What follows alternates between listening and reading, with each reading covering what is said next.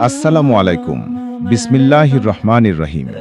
আজকের আলোচনায় আমরা জানব, কাবা শরীফের ওপর চাঁদের অবস্থান কি সত্যি কিয়ামতের আলামত?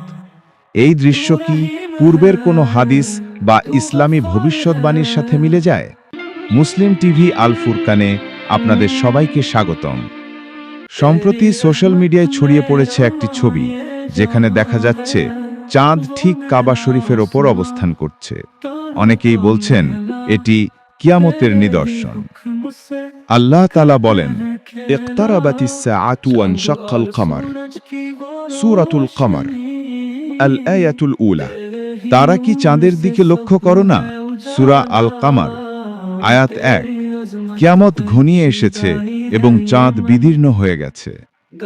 এই আয়াতের ব্যাখ্যায় অনেক আলেম বলেন, চাঁদের অস্বাভাবিক অবস্থান বা আচরণ কিয়ামতের পূর্বলক্ষণ। ইতিহাসে জানা যায়, রাসূল সাল্লাল্লাহু আলাইহি ওয়াসাল্লামের যুগে চাঁদ একবার দ্বিখণ্ডিত হয়েছিল। সাহাবীরা ছিলেন তার প্রত্যক্ষ সাক্ষী। আজকের এই দৃশ্য, চাঁদ কাবা শরীফের ওপর, আমাদের মনে করিয়ে দেয় সেই অলৌকিক ঘটনাগুলোর কথা। এটি কি নিছক সমাপতন, নাকি আল্লাহর পক্ষ থেকে একটি স্মরণ বার্তা?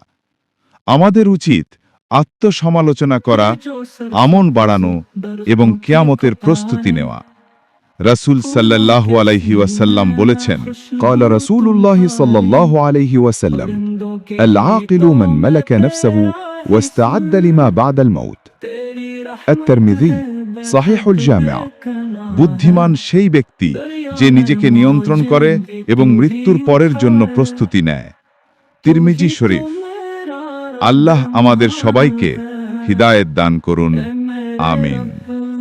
ধন্যবাদ আমাদের সাথে থাকার জন্য। तेरे ही नाम से दिल को मिले अमान, तू रहीम है, तू गफ्फार है, तेरी रहमत में रहा